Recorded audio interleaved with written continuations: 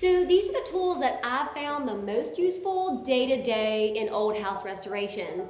But is there something that you use that I didn't mention? Let me know in the comments below, and I'll see if maybe I want to use it too.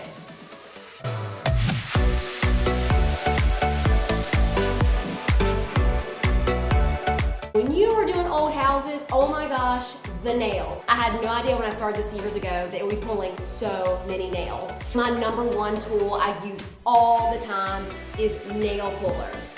I also got something a lot like this. Every time you need to take off a piece of trim and put it back on, you gotta get all those nails out. What you wanna look for in them is the longer the handle, the better, because then you have more torque power when you're pulling. Grab and rock, not grab and pull. A lot of times you're only gonna have one outlet that works for the whole house.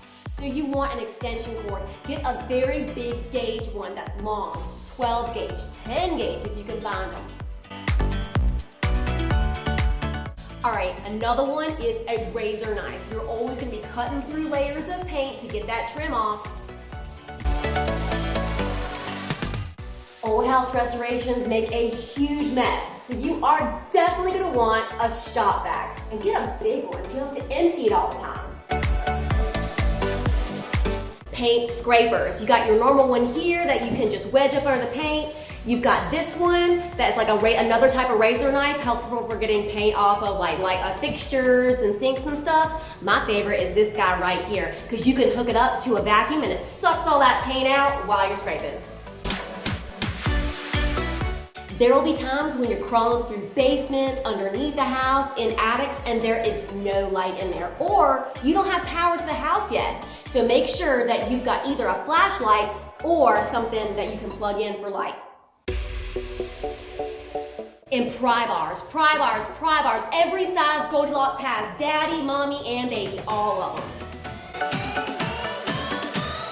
There could be huge chunks of time that you're working on your house and there is no power to the house. So I love using battery powered tools. Battery powered everything, and get the big ones so you can have them last a long time. A magnet on a string is great. It picks up all those screws that you lost in the grass. There's always a ton of demo to do, and that's where you want a reciprocating saw. You are gonna have to cut through tons of pipe, big giant 2x4s, or even 4x4s, 4x8s, and you want something like this to get the job done.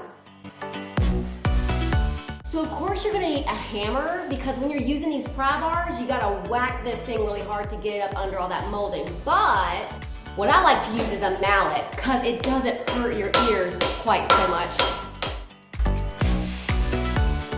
A circular saw.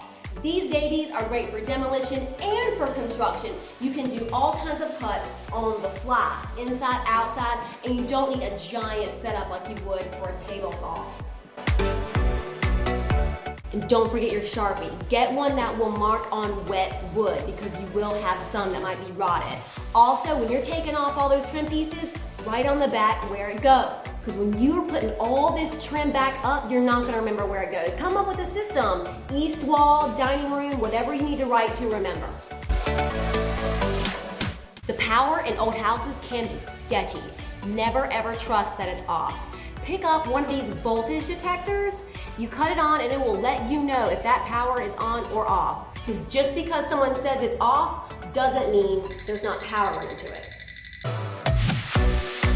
So what you might not know is that Phillips head screwdrivers weren't invented until I don't know, a lot later. So in your older house, you're gonna see everything with flat heads. So get yourself a lot of flathead screwdrivers.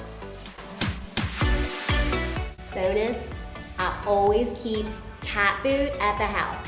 Feed the strays, then they'll stay. Why? No mice, no snakes.